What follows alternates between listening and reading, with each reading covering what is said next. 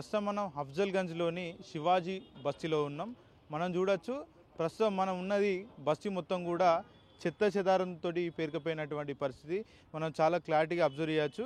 ఈ సమీప ప్రాంతంలో కూడా పూర్తి మొత్తంలో కూడా 120 నివాసాలు ఇక్కడ ఉంటాయి. దీనికి సంబంధించినటువంటి నివాస ప్రాంతాల్లో ఉన్నటువంటి ప్రజలంతా కూడా రెగ్యులర్గా చెత్తను ఏరుకొని జీవనం కొనసాగిస్తూ ఉంటారు.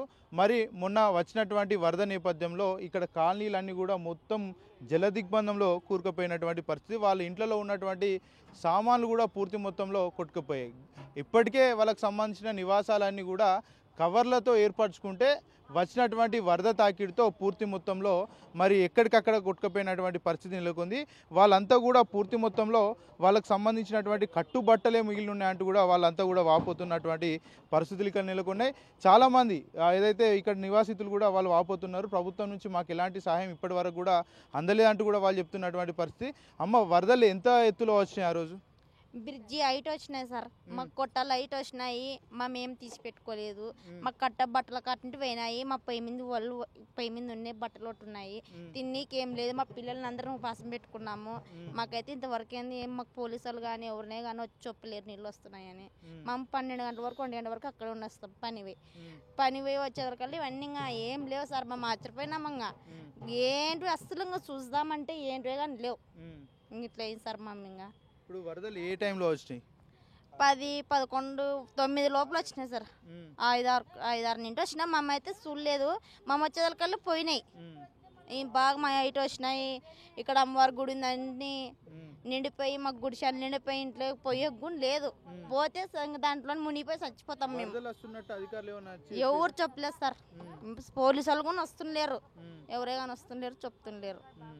మాకు కట్టబట్టలతోనే ఉన్నాం చూడు సార్. మనం ఇప్పుడు ఎన్ని సంవత్సరాల నుంచి ఇక్కడ ఉంటున్నారు మీరు? మా అమ్మోళ్ళు అప్పటి నుండి ఒక 60 ఏళ్ళ నుండి ఉంటారు. 60 సంవత్సరాల నుండి ఉంటారు సార్. మా అమ్మ వచ్చి ఇప్పుడు 35 సంవత్సరాలు అవుతుంది. మా పుట్టినది ఇక్కడ. అప్పటి నుండి ఇక్కడే ఉన్నాం. మా పెళ్ళిళ్ళు అయినాయి, మా పిల్లలు ఇక్కడే, అందరు ఇక్కడే ఉన్నాం సార్.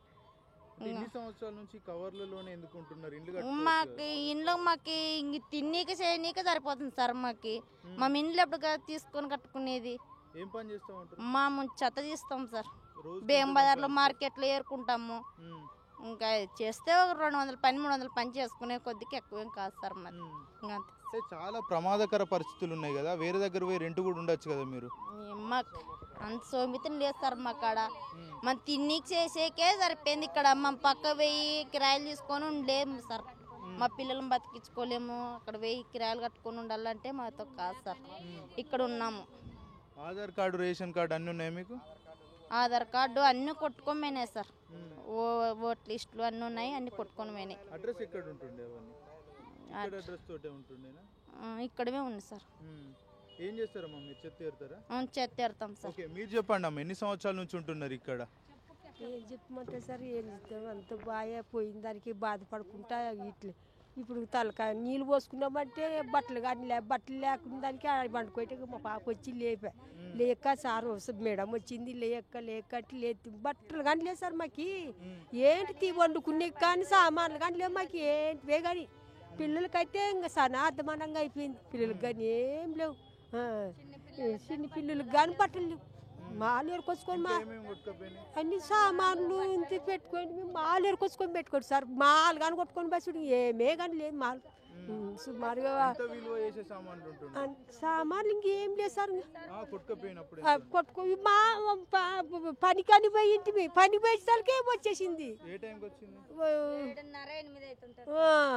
ఆ టైం వచ్చేసింది. వచ్చే వరకు మేము ఇంటికి వచ్చే వరకు 10:30, 11 అవుతుంది. వచ్చినాము, నీళ్ళు వచ్చినాయని మా పిల్ల చిన్న పిల్ల బాలింతుంది. ఇక్కడ ఫోన్ చేసింది. వచ్చినాము, పిల్లల్ని తీసుకొని పక్కకు పోయినాం. మొత్తం కొట్టుకుపోయినాయి. ఇంకా అసలు కట్టుకునే బట్టలు కానీ లేవు పిల్లలకి. వచ్చినాం, పిల్లల్ని చిన్న పిల్లలు ఉన్నారు మాకు 10 మంది. వరద వచ్చినప్పుడు మా పిల్ల తీసుకొని అక్కడ పక్కకు ఉన్నది. మేము వచ్చి ఇంక తీసుకొని పైకి పోయినాం. అక్కడ ముంగట పోయినాం, గేటు ముంగటికి. అంతే. మాము 30-40 ఏళ్ళు అయింది సార్ ఇక్కడే ఉండబట్టి. మాము కిరాయికేం పోతాం కానీ సార్, మాము 6,000 7,000 అంటే కట్టుకోవచ్చు. అంత సోమతి కానీ లేదు సార్ మాకు తిన్నికి కానీ. ఈడు పోతే 200-300 వస్తాయి. ఆ 200-300లో పిల్లలను బడికేసుకుందామా, మేము ఇంటికి కిరాయి కట్టుకుందామా. ఇప్పుడు వరద వచ్చినాక నాయకులు కావచ్చు, అధికారులు కావచ్చు, ఎవరైనా మీ దగ్గరికి వచ్చి మరి మీ పరిస్థితులు తెలుసుకునే ప్రయత్నం చేశారా? ఎవ్వరు రాలే ఇంతవరకు అయింది. ఎట్లున్నారు, చచ్చినారా, బతికినారా అనే కానీ ఎవ్వరు రాలేదు. అసలు నీళ్ళు వచ్చినాయని కనీసం అంటే ఎవరు చొప్పునీకి కానీ రాలేదు. సడన్గా నీళ్ళు వచ్చినాయి. అప్పుడన్నా నీళ్ళు వస్తే అమ్మ నీళ్ళు వస్తున్నాయి అని పెద్ద పెద్ద సార్లు వచ్చి పైకి పంపించినారు. కానీ ఈసారి నీళ్ళు వస్తే ఒక్కరు కానీ రాలేదు. ఇంతవరకు అయింది చచ్చిండ్రా బతికిండ్రా అని కానీ రాలేదు. అంటే మీ ఎమ్మెల్యే రాజాసింగ్ కూడా దగ్గరలో అందుబాటులోనే ఉంటాడు. కానీ రాలేదు, ఎవ్వరు రాలేదు. ఎవరు రాలేదు సార్ ఇంతవరకు. ఎలక్షన్లు వచ్చి అప్పుడు వచ్చి ఓటు వేయమని అంటారా? ఏ వచ్చినారు, కొంతమందికి వచ్చినాయి. వచ్చి అయితే కొంచెం బాగానే చేసిండు సార్. కరెంటు ఉండలేదు మాకు, కరెంటు ఇగ్గిచ్చిండు రాజాసింగ్ అన్న. కానీ మాకేం సార్ కానీ బాగానే చేసిండు. కానీ చెప్తే మేము చాలా మోసపోయినాం సార్. నీళ్ళు వచ్చి అసలు ఒక మాట చెప్పినా మేము పిల్లల్ని కట్టుకునే బట్టలు తీసుకొని మీదకి పోతుంటిమి. సడన్గా వదిలేసిండు. రాజాసింగ్ ఎలక్షన్లో అప్పుడు అడగలేదా మాకు ఇండ్లు కావాలి, పక్కా ఇండ్లు, మీ ఇబ్బందులు పడుతున్నాం? అడిగినా మా సార్ కానీ చేస్తానన్నాడు. ఇంకేం పట్టించుకోలేదు. చేసానని మాట ఇచ్చిండు, ఇంకా పట్టించుకోలేదు. రేషన్ బియ్యం వస్తున్నాయి మీకు? రేషన్ బియ్యం ఇక్కడ రేషన్ కార్డు రాలేదు. ఓట్ల లిస్ట్ ఉంది, ఆధార్ కార్డు ఉంది ఇక్కడ. 30 ఏళ్ళ నుంచి ఉంటున్నాం అంటున్నారు కదా, రేషన్ కార్డు ఎందుకు? సార్ మాకు ఇక్కడ ఎవరు పట్టించుకునే వాళ్ళే లేదు. అది మా పిల్లలు అందరు పట్టుకొని ఓట్ల లిస్ట్ చేపించుకున్నారు. అందరికి చేపించిండు మా అయ్యన్నగాడు. ఇక్కడ 30 ఏళ్ళ నుంచి ఉంటున్నాం అంటున్నారు కదా, ఎందుకు మరి ఇల్లు కట్టుకోలేకపోతున్నారు మీరు? మరి ఏం చేస్తావు సార్, ఇస్తామంటారు. మేడం చాలా ప్రయత్నించింది, మేడం ఏడ్చింది. కానీ వాళ్ళు చాలా బీదలో ఉన్నారని ఒకసారి మీటింగ్లో పోతే మేడం మా గురించి చాలా ఏడ్చింది. కానీ మేడం బాధగానే పట్టించుకోలేవారు. ఇస్తామమ్మా అన్నారు కానీ మేడంది పట్టించుకోలేము. మా చిన్ని పిల్లల్ని ఎత్తుకొని ఏ ఆఫీస్ కాటికి రమ్మంటే ఆ ఆఫీస్ కాటికి పోయినాం. కానీ ఎవరు ఏమీ మాకేమీ ఇవ్వలే. ఇల్లు లేని వాళ్ళందరికీ డబుల్ బెడ్రూమ్ ఇల్లు ఇచ్చినామని చెప్తుంది కదా ప్రభుత్వం, మరి మీకెందుకు ఇవ్వలేదు? మాకెందుకు ఇవ్వలేడం మరి అర్థమైతలేదు. మళ్ళా ఒకసారి వచ్చినారు, మున్సిపాలిటీలో ఉన్నారు అంటే మేము మీటింగ్ పోతే ఏదో వచ్చి మీకు ఇస్తామని ఇంటికి ఏందో తలుపులకి డోర్లకి ముద్దర్లు కానీ వేసిపోయినారు. ఇంకా మళ్ళీ పట్టించుకుంటలేరు. మళ్ళీ వరద ఆ రకంగా వస్తే మళ్ళీ ప్రమాదం జరిగే అవకాశాలు ఉంటాయి, ఇండ్లని కూడా కొట్టుకుపోయే అవకాశాలు ఉంటాయి కదా, మరి మీరు ఏం చేద్దాం అనుకుంటున్నారు? ఏం చేయాలి సార్, ఇంకా మళ్ళీ ఇంకా అది వరద తక్కువైనప్పుడు మళ్ళీ కొట్టుమేసుకోవాలి. ఒక 5,000-6,000 మళ్ళీ సంపాదించుకోవాలి. బేగం బజార్లో చెత్త ఏరుకొని వచ్చి సంపాదించుకోవాలి. మళ్ళీ కట్టెలు అన్నీ తెచ్చుకోవాలి. మళ్ళీ కొట్టుమేసుకోవాలి, ఉండాలి ఈ వరదలో. కానీ మా బాధ అయితే ఎవరు పట్టించుకోరు ఇక్కడ. ఇప్పుడు ఇంత వరద వచ్చింది కదా, హాస్పిటల్ నుంచి డాక్టర్లు కావచ్చు, నర్సులు కావచ్చు, వాళ్ళు వచ్చి గోళీ ఇచ్చారేమో? ఎవ్వరు గోళీ కాదు, చచ్చిపోయినరా బతికినరా అని కానీ రాలేదు. ఇంతవరకు అయింది. ఇన్ని నీళ్ళు వచ్చి ఇంత వదిలి వచ్చినా కానీ బట్టలు సామాన్లు అన్ని కొట్టుకుపోయినాయి సార్. కానీ ఇంతవరకు ఎవ్వరు ఇట్లా కానీ రాలేదు, మీరు తప్ప. అంటే 3 రోజుల నుంచి వరద వచ్చి ఉన్నది, పరిస్థితులు అంతా చాలా దారుణంగా ఉన్నాయి కదా, మరి ఎట్లా తిన్నారు, ఎట్లా నీళ్ళు తాగిరు, ఎక్కడి నుంచి వచ్చి? సార్ హోటల్లో తెచ్చి ఎవరు తెచ్చిలేదు సార్. పప్పన్నము ఎవరన్నా తెచ్చిండ్రు కానీ ఎప్పుడన్నా ఈ షేర్ అయితే 5 రూపాయలు అన్నం తెచ్చుకొని పిల్లలకు పెట్టుకొని తిన్నాం, బతికినాం 3 రోజులు. ఉస్మానీ కాడ 5 రూపాయలు అన్నం ఇస్తారు, ఈడ హైకోర్టు కాడ 5 రూపాయలు అన్నం తెచ్చుకొని తినిపించుకున్నాం. రాత్రి మా మొగోళ్ళు ఎవరన్నా పనికి పోతే హోటల్లో తెచ్చుకొని తిన్నాం. పొగలల్లో 5 రూపాయలు అన్నం తెచ్చుకొని తిన్నాం. ఓకే అమ్మ, మీరు చెప్పండి, ఎన్ని ఏళ్ళ నుంచి ఉంటున్నావు, మరి ఇంత వరద వచ్చింది, ఆ టైంలో నువ్వు ఎక్కడున్నావు, వరద వస్తుందని ఎవరని చెప్పి రేపలేదు? చెప్పలేదు సార్ మాకి. మేము ఈడే ఉండాము, మేము పని పోయినాము, మమ్మల్ని ఏం చూసి పిల్లలు అందరం ఈడే ఉన్నాము. ఆ పిల్లల్ని ఆ బట్టల్లో సామాన్ లేకుండా చింతలేదని పిల్లల్ని తీసుకొని పక్కా పోయినాం సార్. మేము ఇంకా ఏమే కానీ లేవు. మీరే వేరు తప్ప అధికారులు ఎవరు కూడా మిమ్మల్ని తీసుకోపోరు? ఎవరు రాలేదు సార్. ఇటుకి మాకు 30 ఏళ్ళు అయ్యా, ఇస్తామంటున్నారు కానీ ఎందే కానీ లేదు సార్. ఈడే ఉంటున్నాం. మా గుడిశాన్లు పోయినప్పుడు వేసుకోవాలి. ఇదే బాధే మాది, ఇదే బాధే మాది. ఏం లేదు. మేడం కానీ చాలా దండలాడుతుంది, మీకు ఇండ్లు ఇప్పిస్తామని. ఆ మేడం కానీ తిరుగుతుంది కానీ అది అవుతుంది లేదు సార్. ఎందుకు ఇస్తాం, మీకు కాలువలో ఉండారు, ఎందుకు ఇస్తామంటున్నారు. మా ఈడే ఉండాము కదా సార్ అన్నా కానీ లేదు.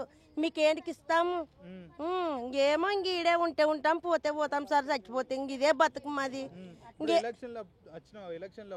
రాజశేఖర్ సార్ కానీ పాపం ఎంటకనాలు బాగా చేస్తానని చెప్పిండు కానీ మాట కానీ చెప్పిండు. ఆ సార్ ఎంటకనాలు ఎప్పుడన్నా పోమ్మా, మీకు ఏదైనా కానీ నేను చేస్తానమ్మా అన్నాడు. ఇప్పుడైతే రాలేదు సార్.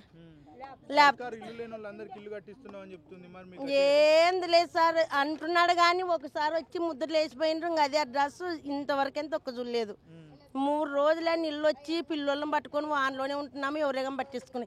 ఎప్పుడన్నా కానీ నీళ్ళు వస్తే అన్నం పెడుతుండ్రి, తోలుకొని పోయి ఆడ డిపో కాడ పెడుతుండ్రి, స్కూల్లో పెడుతుండ్రి. ఈసారి ఎందే కానీ ముట్టుకోలేదు సార్, పట్టించుకోలేదు మమ్మల్ని ఏం లేక మీరు పోండి నీళ్ళలోనే పోండి అని విడిచిపెట్టేసినారు అంతే సార్లు. కానీ ఓట్లు లేవంటే ఓట్లు ఉన్నప్పుడు వేస్తాము, ఇప్పుడు ఇంకేంది పట్టించుకుంటారు? ఇప్పుడు ఏం ఓట్లు ఉన్నాయా? ఏంది లేదు. ఏం అయ్యన్న కానీ అంతరంగ దండలాడుతున్నాడు. అదేం నీకు చేస్తామని చెప్తున్నాడు, చేస్తానని చెప్తున్నాడు. మీకు ఓటు కార్డు అన్ని చేసి నీకేం అధికం చూపిస్తాను అని చెప్తున్నాడు. ఏంది లేదు ఇంతవరకేం సార్. ఏంది ఇంకా 5 రూపాయలు అన్నం తెచ్చుకొని తింటున్నాం సార్.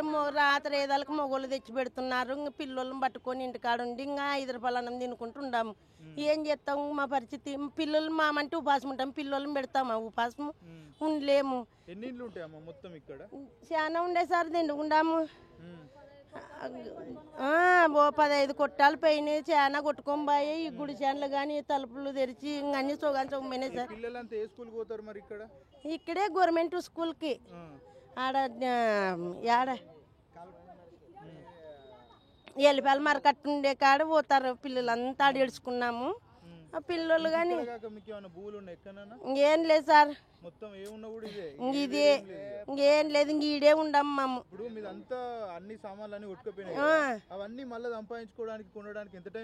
ఏంది ఇంకా వారం అవుతుంది, 2 వారాలు అవుతుందో, ఏడవుతుంది సార్, నెల అవుతుందో.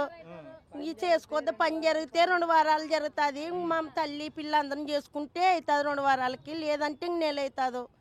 సంపాదించుకునేక అప్పుడేమి పట్టించుకుంటారు, ఈసారి ఎవరు పట్టించుకోలే. ఎవరే కానీ మమ్మల్ని అంటే పట్టించుకుంటలేరు. ఎందుకు ఇస్తాం, మీకు ఏంటి చేస్తాం, మీరు కాలువలో ఉండారు, మీరు నడండి, ఎక్కువైతే కొట్టి పంపిస్తామంటున్నారు. అందరూ పోలీసు వాళ్ళు వస్తారు, ఉండొద్దండి అంటారు, చాలా మంది అన్నారు అట్లా. మేముంటే పోండి, ఏం మిమ్మల్ని ఎవడు ఉండమన్నాడు? ఈడ కాలువలో ఉండమన్నారు మిమ్మల్ని. మీ అమ్మ జాగిరే కాలువ, ఎట్లుంటారు మీరు?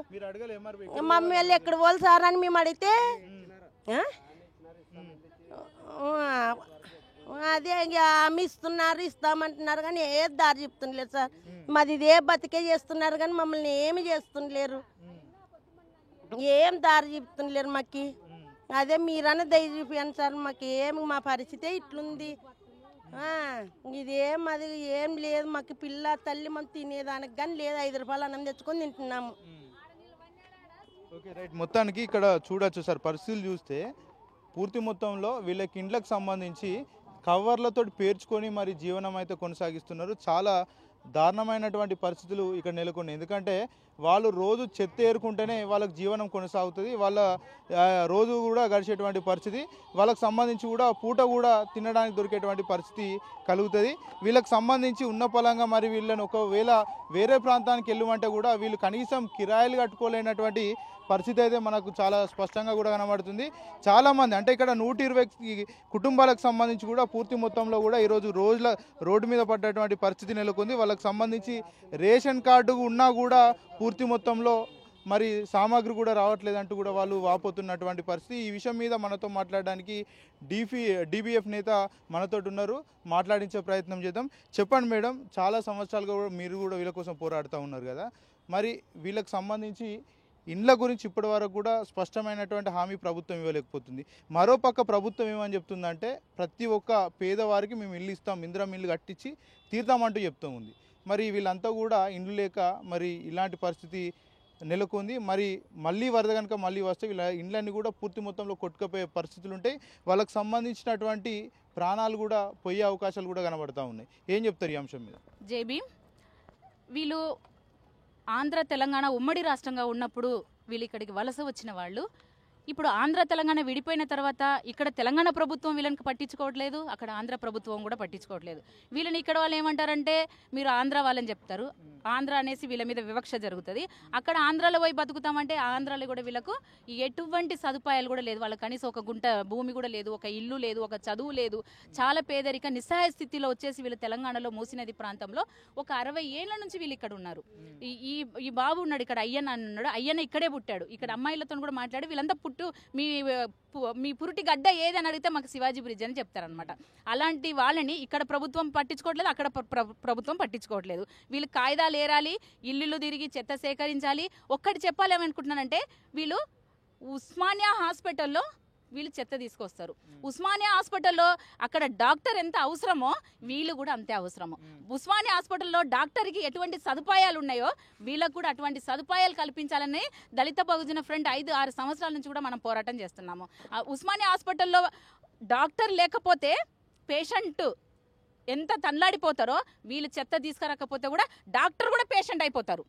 వీళ్ళ అంతటి త్యాగం వీళ్ళలో ఉంది. ప్రతి ఒక్కరు కూడా వీళ్ళంతా కూడా సిటీ తిరిగి చెత్త సేకరించకపోతే సిటీలో ఉండే ప్రజలందరూ కూడా పేషెంట్ అయిపోతారు. 4 రోజులు వీళ్ళు చెత్త ఎత్తకపోతే ప్రతి ఒక్క కుటుంబంలో కూడా మలేరియా జ్వరంతో డెంగ్యూతో చచ్చిపోయే శవాలు తేలుతాయి. వీళ్ళు గనక లేకపోతే వీళ్ళని ఒక చెత్త కార్మికులు అని చెప్పి వీళ్ళ పిల్లల్ని స్కూల్కి రానిచ్చే పరిస్థితి లేదు. వీళ్ళకి స్కూల్లో రానియకపోతే అక్కడి పేరెంట్స్లు రానివ్వలేదు, అక్కడ టీచర్స్ రానివ్వలేదు. ఎందుకంటే గలీజ్గా ఉంటారంట. ఇక్కడ చూడండి ఈ వాతావరణము ఎందువల్ల వీళ్ళ వాతావరణం ఇట్లా అయింది.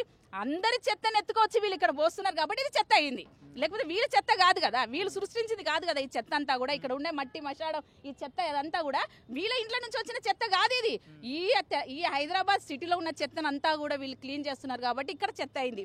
వీళ్ళ పిల్లలు చెత్త పిల్లలు అయ్యిండ్రు. వీళ్ళ పిల్లలు చెత్త పిల్లలు అనేసి వీళ్ళని స్కూల్కి రానివద్దంటారు. వీళ్ళకు సరైన చదువు లేక, వీళ్ళకు చదువు లేదు కాబట్టి వీళ్ళ పిల్లలకు కూడా చదువు చెప్పిస్తామంటే అక్కడ రానియకపోతే వీళ్ళు ఏం చేయాలో కూడా అర్థం కాని పరిస్థితిలో దళిత బహుజన ఫ్రంట్ వీళ్ళు అప్రోచ్ అయ్యారు. వీళ్ళు సెటిలర్స్ ఇక్కడ ఎమ్మెల్యేలు అవుతున్నారు, మరి వీళ్ళు ఎందుకు స్థానికులు కాలేకపోతున్నారు? ఎమ్మెల్యేలు వీళ్ళని ఒట్టి ఓటు బ్యాంక్ గా చూస్తారు అంతే. వీళ్ళ దగ్గర ఒట్టి ఓటర్ కార్డు మాత్రమే ఉంటది.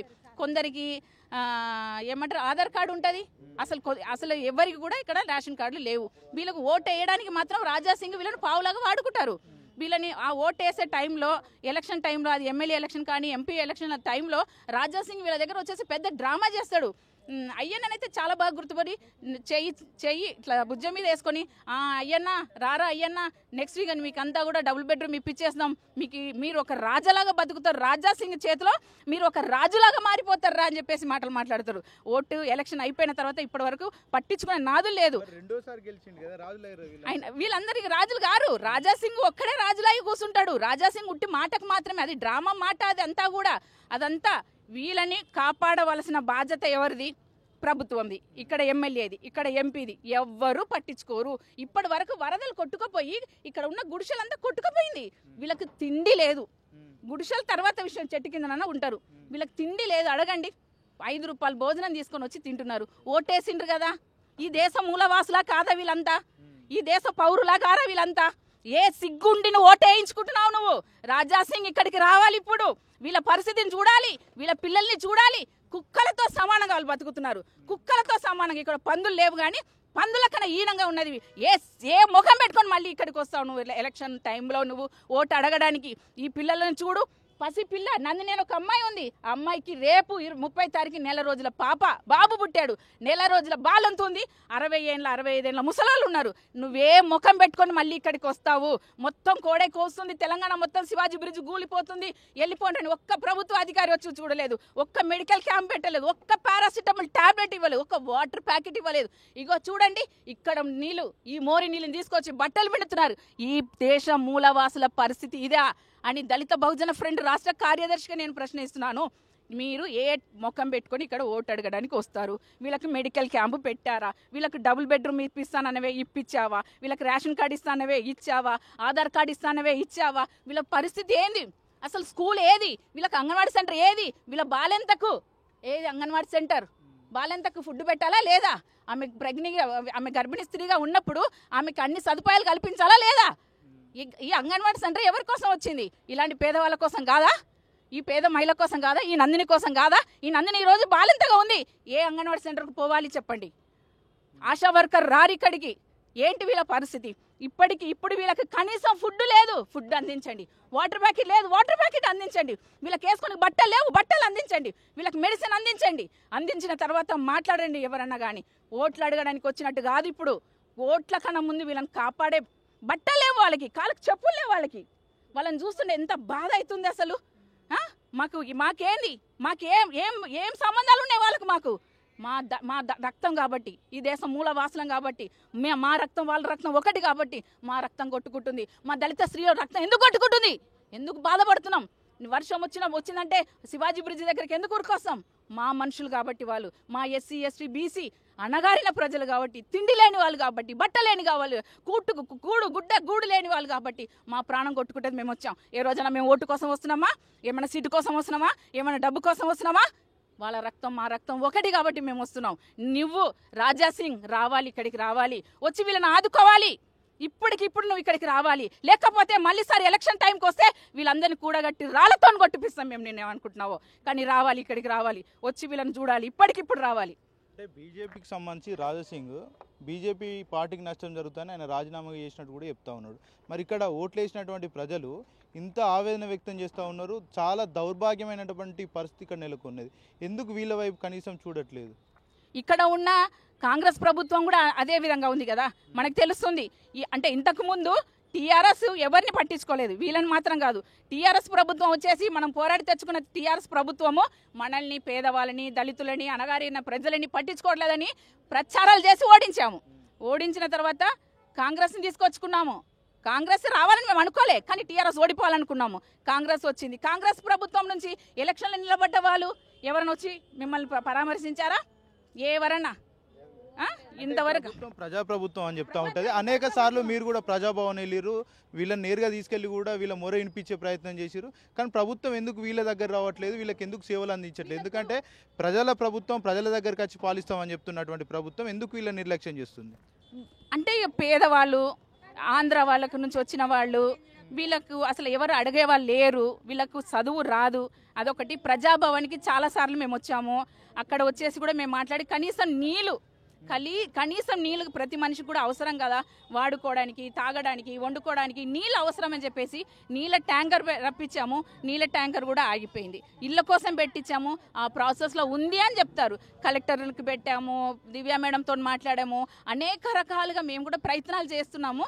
ఇప్పుడు వస్తుంది, అప్పుడు వస్తుంది అని చెప్తున్నారు. కానీ ఇప్పటి వరకు అయితే వీళ్ళనైతే నిర్లక్ష్యం చేస్తూనే ఉన్నారు. కానీ ఒక్కటి గుర్తుపెట్టుకోవాలి, వాళ్ళు మినిస్టర్లు కావచ్చు, సీఎం కావచ్చు, ఎమ్మెల్యే, ఎంపీ, అందరికీ కూడా చెప్పేది ఒకటే, వీళ్ళు గనక, ఈ చెత్త కార్మికులు గనక చెత్త ఎత్తకపోతే, చెత్త కుండీల పొండి తిరిగి వాళ్ళు చెత్తలు ఎత్తకపోతే గనక ప్రతి ఇంట్లో కూడా శవాలు తేలుతుంది. హైదరాబాద్ శ్మశాన వాటికి అవుతుంది. కాబట్టి వీళ్ళకు ముందు ఇల్లు ఇవ్వండి, వీళ్ళకి సరైన సదుపాయాలు ఇవ్వమని కోరుతున్నాం. అవును, ఒక రీతు సింగ్ అనే ఒక ఉమెన్ ఉంటారు ఇక్కడ. ఆమెకు వచ్చేసి ఒక 40-50 సంవత్సరాల క్రితము ఎవరంటారు, వీళ్ళకు ఏదో తాటిపత్తిరిలో రాసిచ్చారంట, నిజాం నవాబ్ రాసిచ్చారు. ఈ జాగంతా కూడా మాదే అని చెప్పేసి వీళ్ళ దగ్గర 100 రూపాయల నుంచి 3,000 దాకా, అంటే 100 రూపాయలు అంటే ఒక 30 ఏళ్ల క్రితం 100 రూపాయల కిరాయి ఉండే, ఇప్పుడు 3,000 రూపాయల కిరాయి కావాలని చెప్పేసి వీళ్ళని ఇబ్బంది పెట్టడం జరిగింది. ఇబ్బంది పెట్టే సమయంలో మనము దళిత బహుజన ఫ్రెండ్గా వీళ్ళకే తిననికి లేదు, వీళ్ళ పిల్లలకే చదువు లేదు, వీళ్ళకే ఆరోగ్యం లేదు, అసలు వాళ్ళకి ఇల్లే లేదు, వీళ్ళకి కనీస వసతులే అలాంటిది కూడా ఏది లేదు, ఒక బాత్రూమ్ లేదు, ఒక మహిళ బాత్రూమ్ పోవాలంటే కూడా చాలా ఇబ్బంది ఉంటుంది. అలాంటి ఎటువంటి సదుపాయాలు లేకుండా, కనీస వసతులు లేకుండా ఉండే వాళ్ళని నువ్వు 3,000 అడగడం కరెక్ట్ కాదు కదా అమ్మా అని చెప్పి మాట్లాడినందుకు నన్నే వెళ్ళి పోలీస్ స్టేషన్ కంప్లైంట్ ఇవ్వడం జరిగింది. ఇదే అఫ్జల్గంజ్ పిఎస్లో ఇవ్వడం జరిగింది. అఫ్జల్గంజ్ పిఎస్లో నేను వెళ్ళక ముందే ఇక్కడ గుడిసెలో ఉండే ప్రతి ఒక్కరు కూడా తన పిల్లలను తీసుకొని వెళ్ళి, పిల్లల జల్లలతో ఒక ర్యాలీగా వెళ్ళి మా మేడం మీదనే కంప్లైంట్ ఇస్తారా, మా మేడం ఏం తప్పు లేదని చెప్పేసి అక్కడ వెళ్ళి సిఐ దగ్గర మాట్లాడి వాళ్ళు మాట్లాడడం జరిగింది. వీళ్ళకు ధైర్యం సరిపోతలేదు. ఆమె చాలా రౌడీలను తీసుకొస్తుంది. మగపిల్లలు ముందుకు వచ్చే వాళ్ళు ఉంది అనుకుంటున్నాను. ఉంది ఆమె ఉంది కాబట్టి ఆమె అంత ధైర్యంగా మాట్లాడుతుంది. ఆమె వచ్చినప్పుడల్లా ఒక 6 రౌడీలను తీసుకొని వస్తుంది. వచ్చే వరకు వీళ్ళు కూడా మనం కూడా ఆమె ప్లేస్లోనే మనం ఉన్నామేమో, ఈ జాగ మొత్తం నవాబ్లో ఆమెకే ఇచ్చారేమో, అందుకని మనం ఇవ్వాలి అనే ఒక భయంతో అసలు ఏది కరెక్ట్ ఏది రాంగ్ కూడా వీళ్ళకి తెలియకుండా ఆమెకి ఇవ్వడం జరుగుతుంది. ప్రభుత్వం ఏం చేస్తే వీళ్ళందరికీ న్యాయం జరిగే అవకాశం ఉంది. ఎందుకంటే చాలా దారుణమైనటువంటి పరిస్థితులు ఉన్నాయి. మళ్ళీ ఒకవేళ వరద ఒకవేళ ఉధృతంగా వస్తే వీళ్ళు కూడా కొట్టుకుపోయేటువంటి అవకాశాలు కూడా కనబడతా ఉన్నాయి. వీళ్ళకి సపరేట్గా ఒక ఇల్లు కట్టివ్వాలి. అంటే ఇప్పుడు ఇంద్రమ్మ ఇల్లు అంటున్నారు కదా, ఇంద్రమ్మ ఇల్లు కట్టించి వీళ్ళ వస్తువులు కూడా అక్కడ పెట్టుకునే సదుపాయం కల్పించేటట్టు ఉండాలి. వీళ్ళు ఇక్కడ నుంచి కూడా ఇండ్లు కిరాయికి పోయినరు అనుకోండి, అక్కడ 5-6 వేలు ఇల్లు ఫస్ట్ ఇల్లు కిరాయి కట్టుకోలేరు, 6,000-7,000 కట్టుకోలేరు. ఒకవేళ కట్టుకున్నా కూడా ఒక 2-3 కుటుంబాలు కలిసి, ఎందుకంటే వాళ్ళు గుడిసెలో ఉండేటోళ్ళు ఒక 2-3 కలిసి కూడా ఒక ఇంట్లో ఉండగలుగుతారు. కానీ ఈ సామాన్లన్నీ ఎక్కడ పెట్టుకుంటారు? ఈ చెత్తనంతా కూడా వాళ్ళు షార్ట్ అవుట్ చేయాలి కదా. ప్లాస్టిక్ వేరే చేస్తారు, ఇక వీళ్ళకే తెలుస్తుంది. ఇనుమును వేరే చేస్తారు, ప్లాస్టిక్ని వేరే చేస్తారు, అట్ట బాక్స్ని వేరే చేస్తారు. ఇలాంటి వేరే వేరే చేయడానికి కూడా వీళ్ళకు ప్లేస్ కావాలి. కాబట్టి ఇది వీళ్ళు ఇక్కడ నుంచి కూడా వదిలిపోమంటున్నారు. కాబట్టి ఇలాంటి సదుపాయం కలిగిన ప్లేస్లోనే వీళ్ళకి ఇల్లు కట్టి ఇవ్వాలి. ఇల్లు కట్టించి వీళ్ళకి అన్ని సదుపాయాలు ఇవ్వాలి. వీళ్ళకి నైట్లో వచ్చి మీరు చూడండి, కరెంటు ఉండదు, పిల్లలు దోమలకు చాలా భయంకర ఇబ్బంది పడుతుంటారు. చెప్పాను కదా, మహిళలకు బాత్రూమ్ ఉండదు, తిండి ఉండదు. వాళ్ళు ఏదో బతుకుతున్నాం, ఇదిగోండి ఈ కుక్కలతో సమానంగా బతుకుతున్నాం అన్నట్టు ఉన్నారు. ఈ దేశానికి, ఈ రాష్ట్రానికి అసలు వీళ్ళని పట్టించుకోవాలనే సోయి ఎందుకు లేదో మాకు అర్థం కావట్లేదు. ముఖ్యమంత్రి రేవంత్ రెడ్డి ఫ్యూచర్ సిటీ నిర్మిస్తామని ఆయన తిరుగుతూ ఉన్నాడు. మరోపక్క ఉన్న సిటీలో, ప్రజెంట్ సిటీలోనే ఇంత దారుణమైనటువంటి పరిస్థితులు నెలకొన్నాయి. ప్రజలంతా కూడా చాలా అవస్థలు పడుతూ ఉన్నారు. వాష్రూమ్స్ లేవంటున్నారు, వాటర్ సదుపాయం లేదంటున్నారు, కరెంట్ సదుపాయం లేదని చెప్తా ఉన్నారు, వాళ్ళ పిల్లలకు సంబంధించి స్కూల్ లేవు అని చెప్తా ఉన్నారు. మరి ఎట్లా చూడొచ్చు అంటారు? ఇది ఫ్యూచర్ సిటీ అంటే చూడండి, ఇక్కడ ఉన్న అమ్మాయి ఈమెనే. ఈమెనే ఫ్యూచర్ అంటే ఎవరు? ఈ అమ్మాయే కదా. ఈమెను ఫస్ట్ చూడమని చెప్పండి. ఇలాంటి 100 మంది పిల్లలు ఉన్నారు ఇక్కడ ఈ శివాజీ బ్రిడ్జ్ కింద. ఇక్కడ అక్కడ 2 ప్లేస్లో చూస్తే కనుక 120-130 కుటుంబాలు ఉంటారు. ఒక ఇంట్లో 2-3 పిల్లలు ఉన్నారు. వీళ్ళ ఫ్యూచర్ను ఫస్ట్ ముందు మార్చమని చెప్పండి. హైటెక్ సిటీలో ఉండే వాళ్ళ ఫ్యూచర్ను కానీ, మహీంద్రా హిల్స్లో ఉండే వాళ్ళ ఫ్యూచర్ కోసం కానీ, లేకపోతే ఇది మాదాపూర్లో ఉండే వాళ్ళ కోసం మాట్లాడడం కాదు. శివాజీ బ్రిడ్జ్ కింద ఉండేవాళ్ళు, ఈ పక్కకు ఉండే ఈ ముందుకుండే సంగీత, శివాజీ బ్రిడ్జ్ పక్కకు ఉండే సంగీతలో ఉండే వాళ్ళ ఫ్యూచర్ కోసం కూడా ఒకసారి మాట్లాడితే బాగుంటుంది. అంటే గత ప్రభుత్వం వరదలు వచ్చినప్పుడు తక్షణ సాయం కింద 10,000 ఇచ్చింది. ఇప్పుడు అవి కూడా దిక్కులేవని వీళ్ళు చెప్తా ఉన్నారు. లేదు, వీళ్ళకైతే ఈ శివాజీ బ్రిడ్జ్ కింద వాళ్ళ తక్షణ సహాయం అనేది అది బయట ఉండే వాళ్ళకి ఇచ్చిండ్రు, వేరే స్లమ్లలో ఇచ్చిండ్రు. ఎక్కడ అంబేద్కర్ నగర్ కావచ్చు, హమాలి బస్తీ కావచ్చు, అట్లాంటి ప్రదేశాల్లో ఇచ్చిండ్రు. ఇక్కడ శివాజీ బ్రిడ్జ్ కింద ఉండే ఒక 120 కుటుంబాలకు మాట ఎటువంటి సహాయం అయితే చేయలేదు. 1 కిలో బియ్యం కూడా కాదు కదా, ఒక పారాసిటమాల్ టాబ్లెట్ కూడా వీళ్ళకి అందదు. ఏదొచ్చినా వీళ్ళే బతకాలి, ఏదొచ్చినా వీళ్ళే సావాలి, ఏమైనా సరే వీళ్ళే చూసుకోవాలి. కార్మికుల కంటే ఏం తక్కువ వీళ్ళు వర్క్ చేస్తలేరు, కానీ మరి వీళ్ళని ఎందుకు ప్రభుత్వం గుర్తించట్లేదు? మేము గుర్తించమనే కదా ఈ పోరాటం అంతా చేసేదంతా కూడా. వీళ్ళని కూడా గుర్తించండి. వాళ్లకు శాలరీస్ ఉన్నాయి, వాళ్ళకు పిఎఫ్ ఉంటాయి, ఈఎస్ఐ ఉంటాయి, ఇంకా వాళ్ళకి ఏవేవో సదుపాయాలు ఉంటాయి. కానీ ఏమీ లేకుండా వీళ్ళు బ్రతుకుతున్నారు కదా. నైట్ అంతా వీళ్ళందరూ కూడా నైట్కు ఇప్పుడు 7-8 గంటలకు బయలుదేరుతారు. వీళ్ళు నైట్ అంతా కూడా కాగితాలు ఏరుతారు. వీళ్ళకి నైట్లో అక్కడ ఏమైనా యాక్సిడెంట్ అయినా ఎవరికి ఇక్కడ ఇంటోళ్ళకి తెలియదు. ఇంటోళ్ళకి ఎందుకంటే వాళ్ళ దగ్గర ఫోన్లు ఉండదు. ఫోన్లు ఒకవేళ తీసుకున్నారనుకోండి, వాళ్ళ దగ్గర ఉండేదే చిన్న ఫోన్ ఉంటుంది. ఆ ఫోన్ తీసుకపోతే అక్కడ ఉండే గంజాయి గ్రూప్ అంతా కూడా కలిసి వీళ్ళ దగ్గర ఉండే ఫోన్ని కొట్టి గుంజుకుంటారు. వీళ్ళు ఒకవేళ రిక్షాని తీసుకొని వెళ్ళారనుకోండి, రిక్షాను కూడా గుంజుకుంటారు అనమాట. కాబట్టి వీళ్ళకు ఎటువంటి సదుపాయం ఎవరు కూడా పట్టించుకోరు. మేము వచ్చేసి కొంచెం DBFగా మేము వచ్చిన తర్వాతనే మేము ధైర్యంగా ఉన్నామని కూడా వీళ్ళు మీకు చెప్తారు. కావాలంటే మీరు వినండి. ఇంతకుముందు మమ్మల్ని ఎవరు కూడా పట్టించుకోలేదు, మీరు వచ్చిన తర్వాతనే మాకుండే పరిస్థితిని ప్రజల్లోకి తెలియజేస్తున్నారు, గవర్నమెంట్కి చెప్తున్నారు అని వాళ్ళు చెప్తున్నారు. మొత్తానికైతే ఇక్కడ వరదలు వచ్చి 3 రోజులు గడుస్తూ ఉంది. ఇప్పటి వరకు కూడా ప్రభుత్వం సంబంధించి ఎలాంటి సహాయం అందించలేదు, తక్షణ సహాయం అందించలేదు. వాళ్ళకి సంబంధించి ఏదైతే మరి వాటర్ ఫెసిలిటీ ఉంటుందో అది కూడా ఇవ్వలేదంటూ కూడా వీళ్ళు వాపోతూ ఉన్నారు. చాలామంది మహిళలు కూడా ఇక్కడ ఉన్నారు, గర్భిణులు ఉన్నారు, వృద్ధులు ఉన్నారు, చిన్న పిల్లలు ఉన్నారు. వాష్రూమ్ సదుపాయం కూడా వీళ్ళకి లేనటువంటి పరిస్థితులు ఇక్కడ కళ్ళ కట్టినట్టు కనబడతా ఉన్నాయి. ప్రభుత్వాలు ఎన్ని మారినా కూడా ఇలాంటి ప్రజల బతుకులు మారకుంటే మరి రానున్న జనరేషన్ కూడా చాలా అధ్వానంగా తయారయ్యే అవకాశాలు ఉంటాయి. ఖచ్చితంగా ప్రభుత్వం మరి ఫ్యూచర్ సిటీ ఏదైతే చేస్తా అన్నదో ఫ్యూచర్ సిటీని పక్కన పెట్టి ఇక్కడ ఉన్నటువంటి ప్రజెంట్ సిటీ ఏదైతుందో దాన్ని సరి చేసి వీళ్ళకి ఏవైతే ప్రత్యామ్నాయంగా ఏం కావాలో అవన్నీ సదుపాయాలు కల్పిస్తే మరి రానున్న రోజుల్లో మరి నగరం అంతా కూడా అభివృద్ధి చెందే అవకాశాలు ఉంటాయి.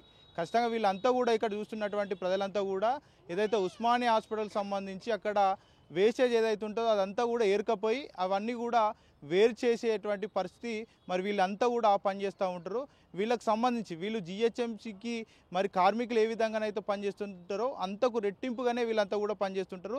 కావున ప్రభుత్వం మరి ఖచ్చితంగా వీళ్ళందరూ కూడా ఆర్థిక సహాయం అందించాలి, వీళ్ళకి సంబంధించి పక్కా ఇళ్ళు కట్టించాలి, వీళ్ళకి స్థలాలు కూడా చూపెట్టి మరి సేకరించినటువంటి చెత్తను కూడా వీళ్ళంతా ఒక చోటు వేసుకునేటట్టు వెసులుబాటు కూడా కల్పిస్తేనే వీళ్ళంతా బతుకులు కూడా మారే అవకాశాలు ఉంటాయి.